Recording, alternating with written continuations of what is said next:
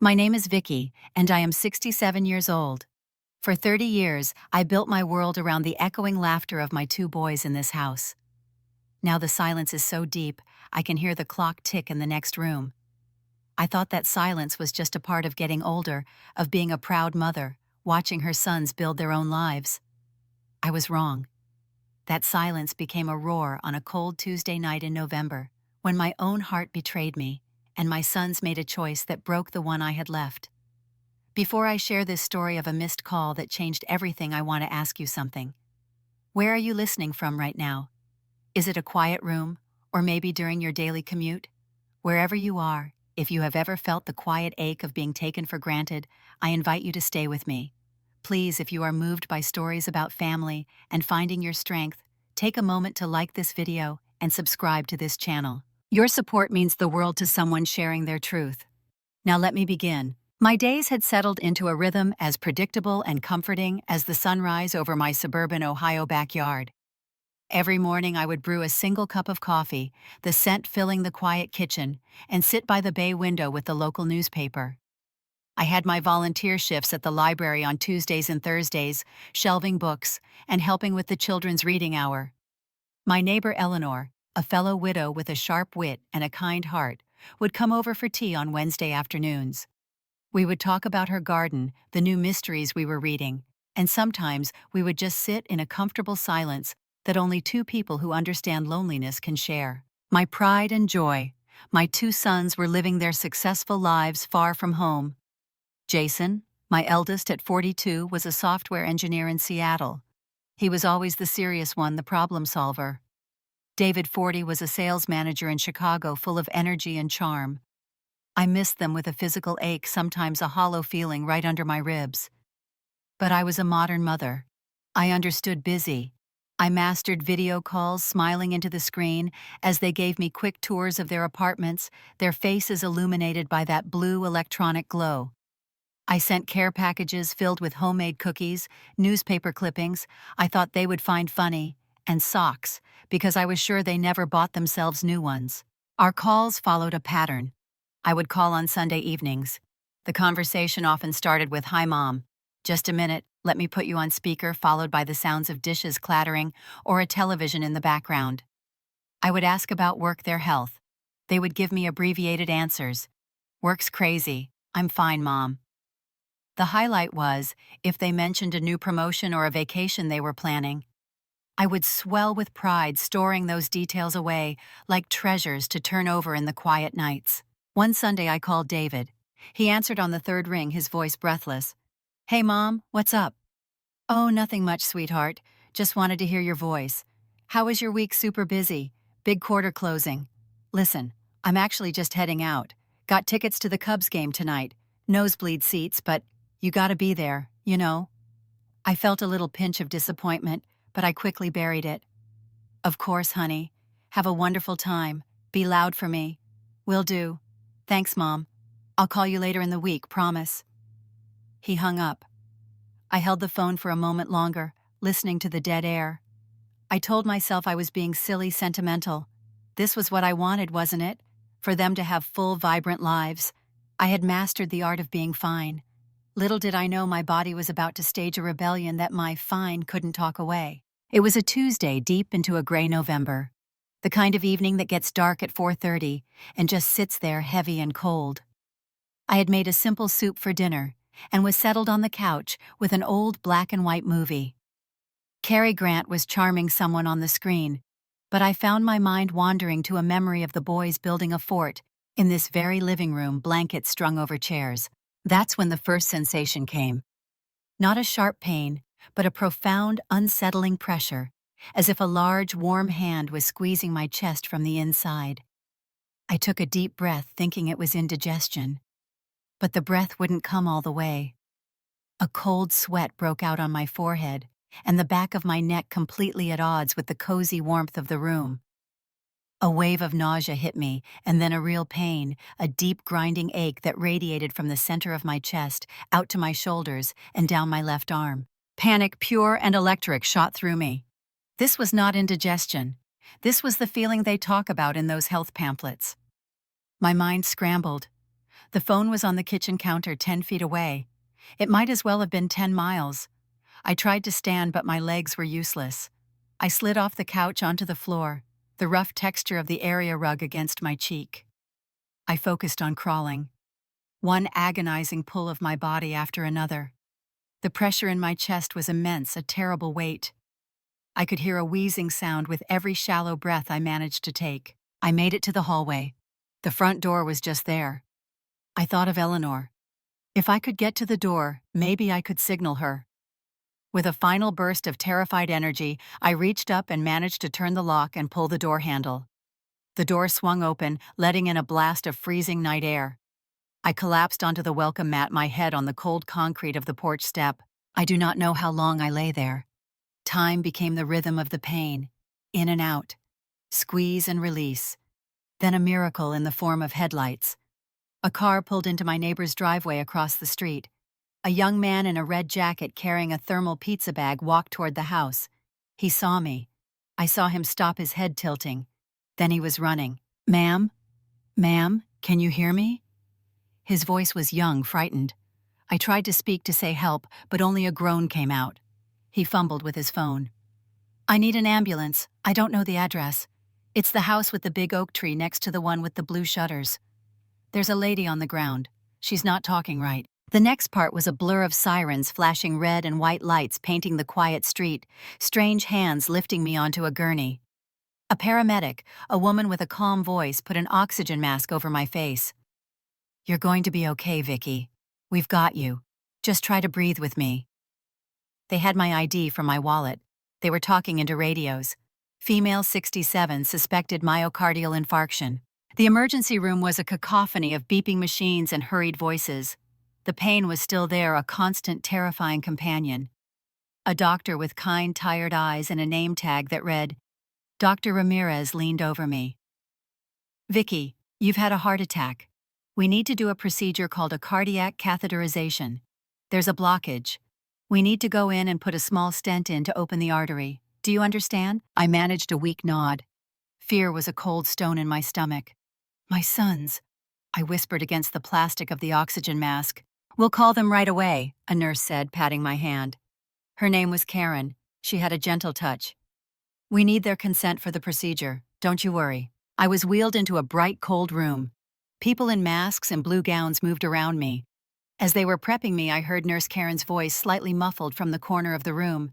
She was on my cell phone, which they had brought in a plastic bag with my clothes. "Is this Jason?" "Hi, this is Nurse Karen at Mercy General Hospital. I'm calling about your mother, Vickie Adams. She's been admitted with a serious heart attack. She needs emergency surgery. The doctor needs to speak with a family member." I couldn't hear his reply, but I could hear Karen's side. Her voice remained professional, but I heard a shift in it. "I understand you're out of town, sir, but this is a critical situation. The doctor said her condition is unstable. It could be. Tonight is very serious." A pause. Longer this time. Her voice became firmer. "She is going into the procedure now. We will proceed as necessary. You should come as soon as you possibly can." She hung up. A moment later, she dialed again. "David.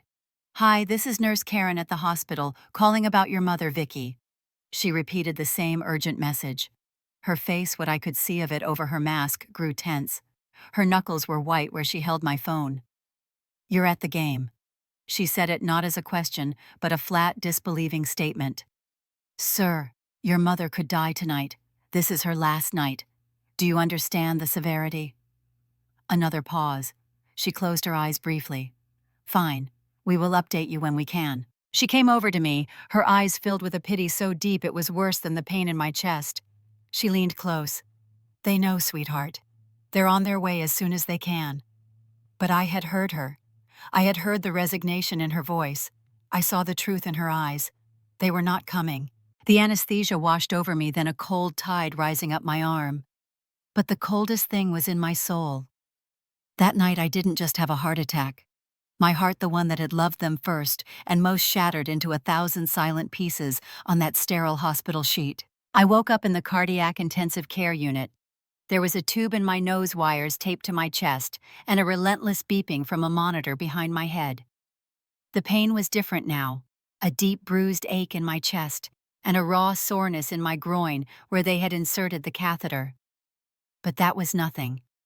The profound emptiness, the feeling of being utterly alone in this vulnerable, broken state, was the real agony.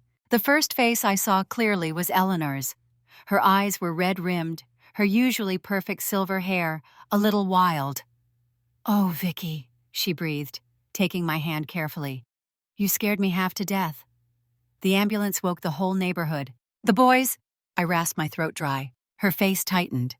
She looked away for a moment, composing herself. When she looked back, her expression was one of fierce, protective anger. "They called me. This morning. Jason. Asked for an update. Said they had a prior commitment last night that they couldn't break, but they'd be here by the weekend." She spat the words prior commitment like they were poison. I told him his prior commitment nearly meant he missed his mother's funeral. Her words landed like physical blows. The weekend. It was Wednesday. Dr. Ramirez came in later explaining the procedure had been successful, but my heart muscle had sustained some damage. Recovery would be slow. Stress was to be avoided at all costs. He said it gently, but the irony was a bitter taste in my mouth. Avoid stress.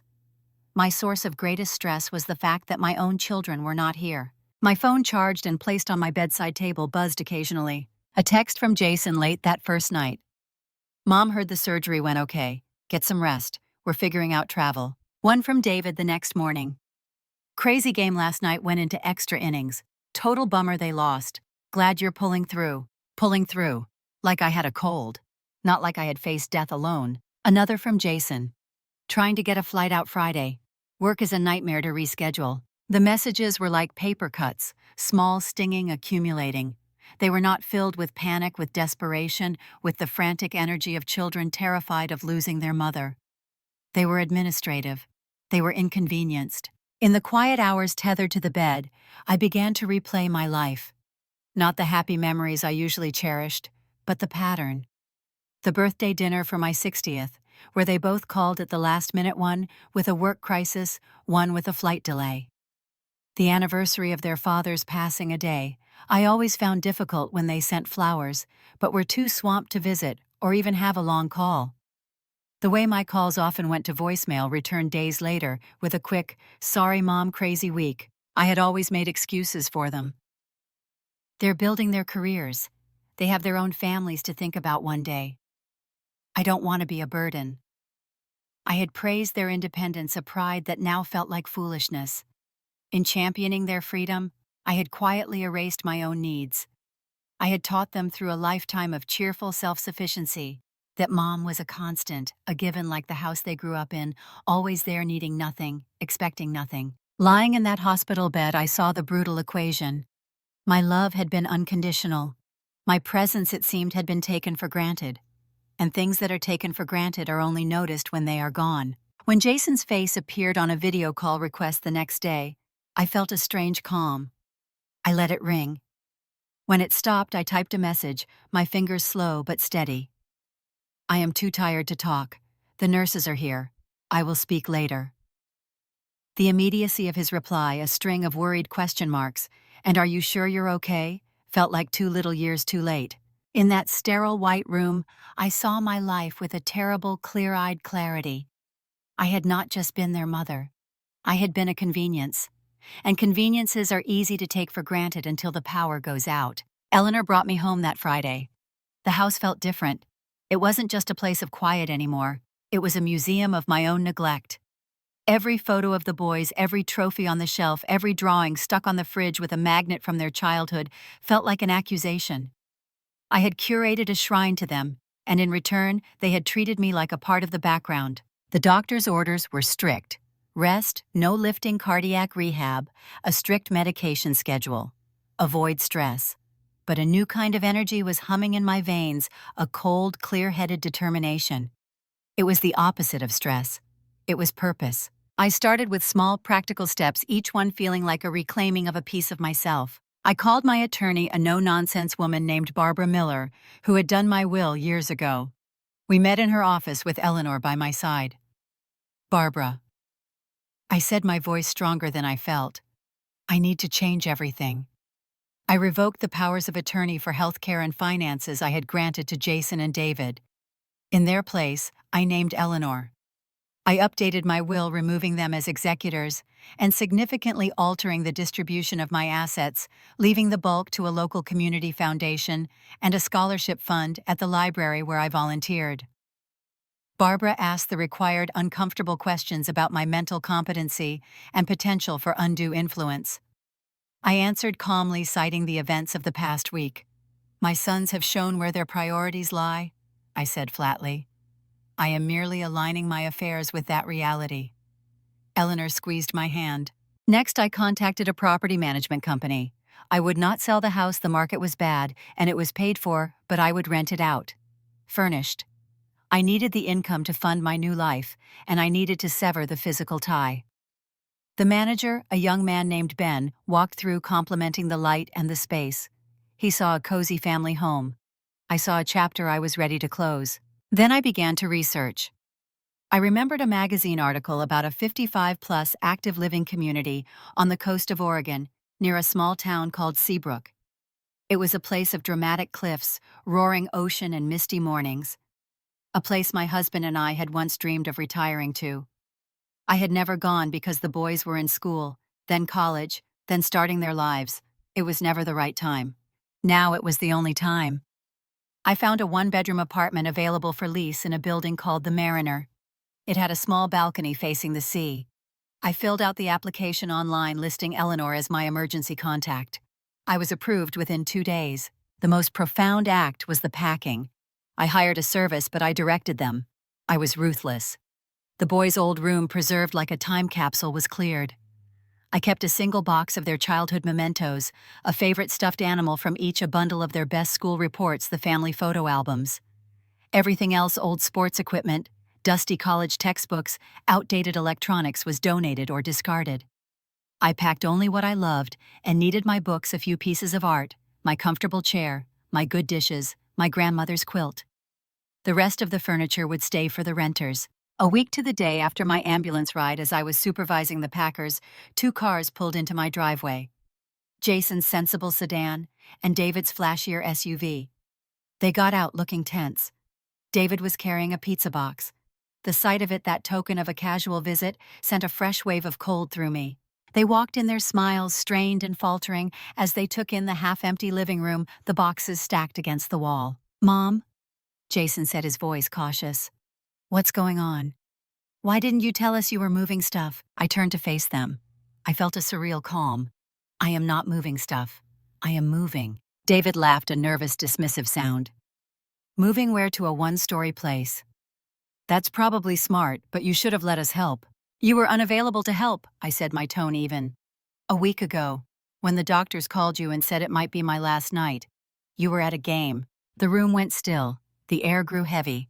Jason's face flushed. "Mom, that's not fair. We didn't know it was that serious." The nurse was vague. "She told you I was unstable, that it was critical. She used the words last night." "What part of that is vague?" Jason, I asked, genuinely curious. David jumped in, defensive. "We had those tickets for months. They were a fortune. We thought if it was really that bad, they'd have said to come right that second. We were going to drive right after." "And did you?" I asked, looking between them. "Did you get in the car after the last inning, the last out? Did you drive through the night?" Their silence was the loudest sound I had ever heard.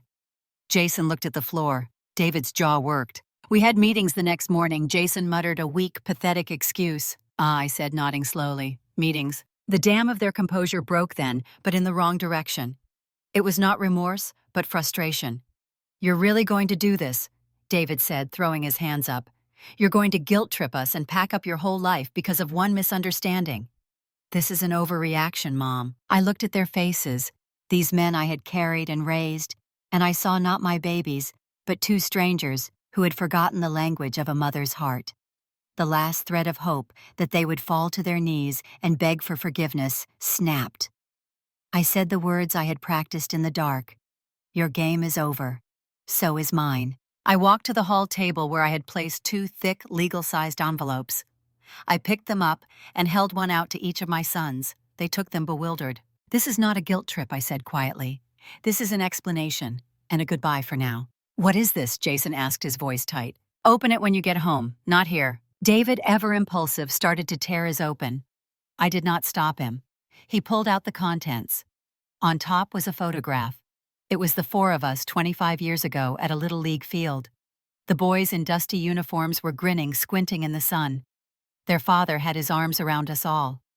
I was looking at the camera, but my hand was resting on Jason's helmet, a gesture of pure unconscious love. Beneath the photo was a stack of papers. The first was a long, handwritten letter. I had poured everything into it over the past few days.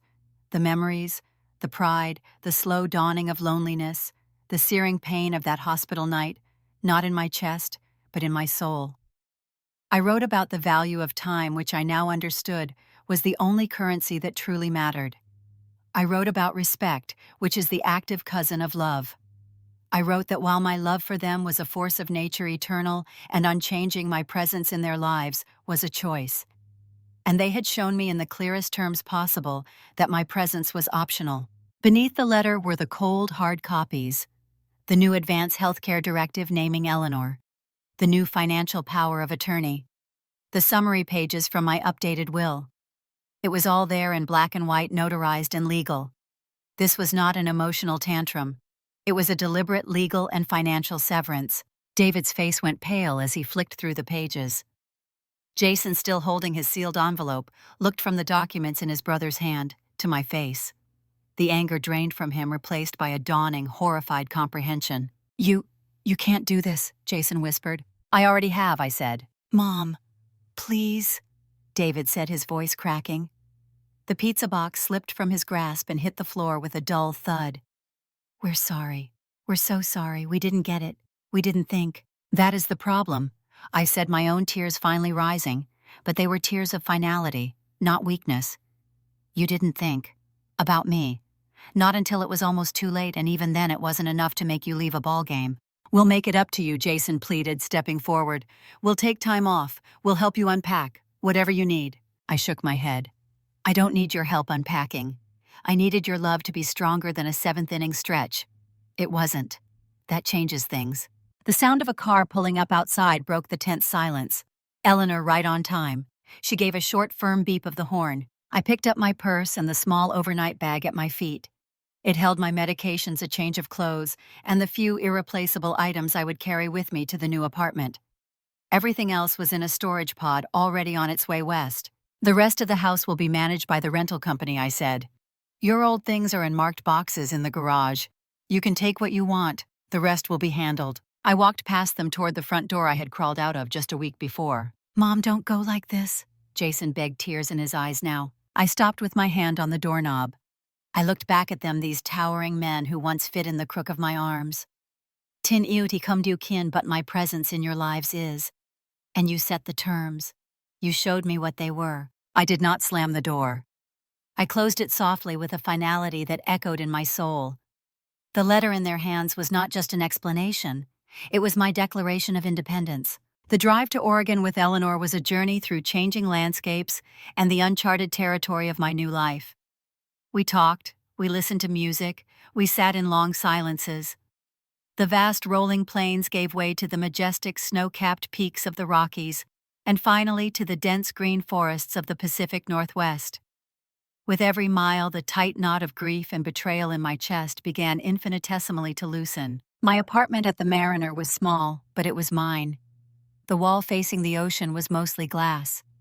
The first morning I woke to the sound of waves crashing against the cliffs and the cry of gulls. The sheer wild beauty of it was a balm.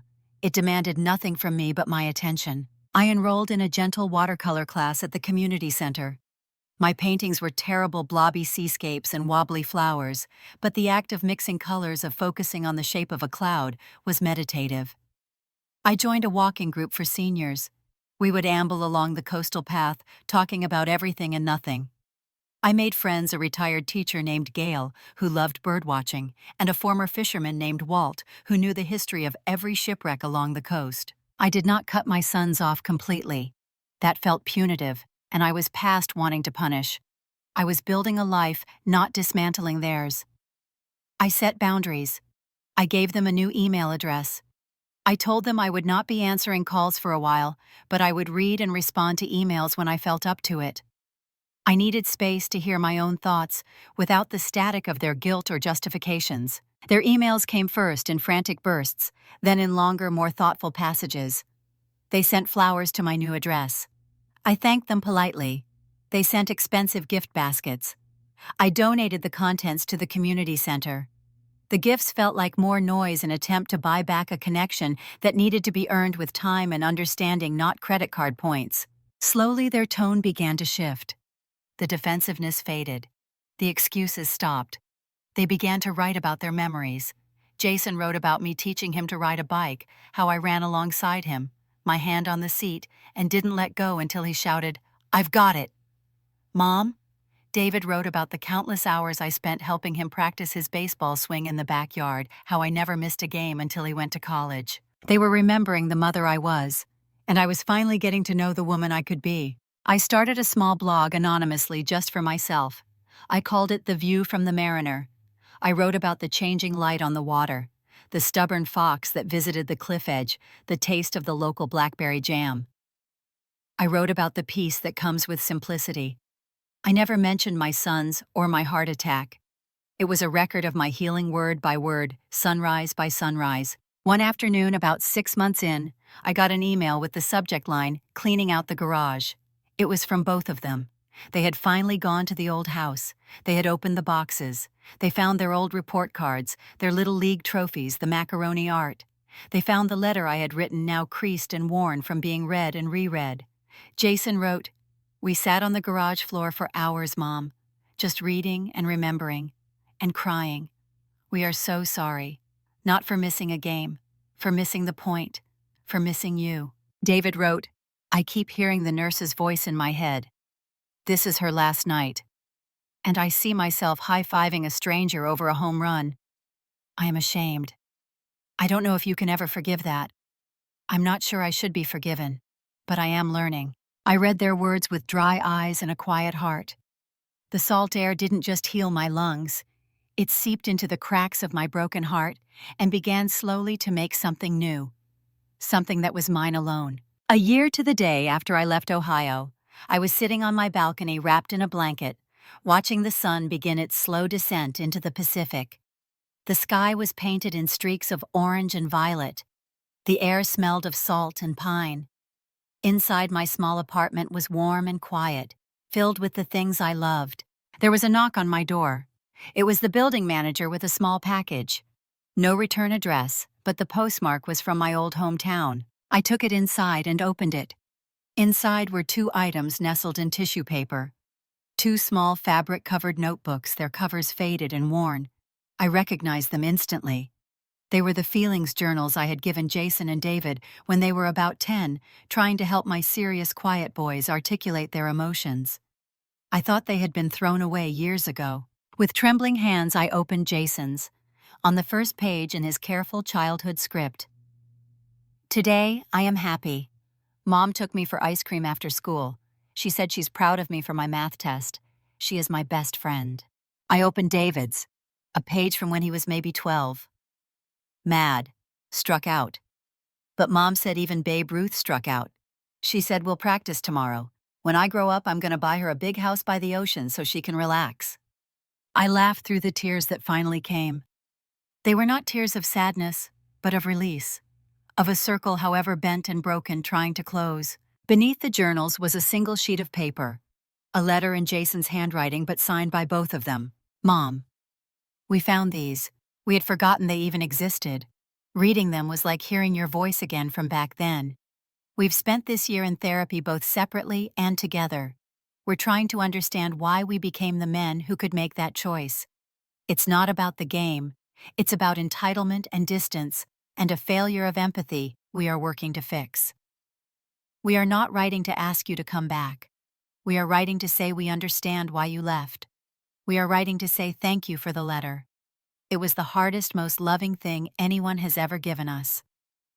We don't expect a reply, but if one day you felt ready, we would be honored if you would let us take you to coffee. Not as your sons who have it all figured out, but as 2 men who are finally humbly learning. We love you."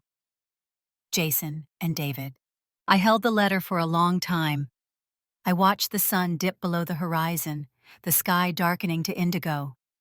I thought about the woman who crawled out onto a porch a year ago, terrified and alone. I thought about the journey from that cold concrete to this balcony overlooking the infinite sea. We teach people how to treat us. For a lifetime, I had taught my sons I would always be there waiting patiently in the wings of their lives. The only real lesson I ever taught them was the one I taught in leaving, that I am a person whole and separate, deserving of the urgent, prioritizing love I had always given. I have not replied to their letter yet. I may tomorrow. I may next month. That is my choice now. The power of that choice is the greatest gift I have ever given myself. My bed was empty that day because I had finally chosen to fill my own life. And sometimes the most loving letter you can leave isn't filled with promises of return. It's filled with the quiet, unshakable truth of your own worth. If this story resonated with you, if it made you think about the relationships in your own life, I would love to hear from you. Where do you draw your lines? How do you protect your own peace? Please share your thoughts in the comments below. Let's have a conversation. If you found strength in Vickie's journey, please like this video. It helps others find these important stories. And if you want to be notified when we share more real-life tales of courage and change, make sure to subscribe and hit that notification bell. Thank you for listening, for being part of this community, and for honoring your own worth. Until next time, be gentle with yourselves.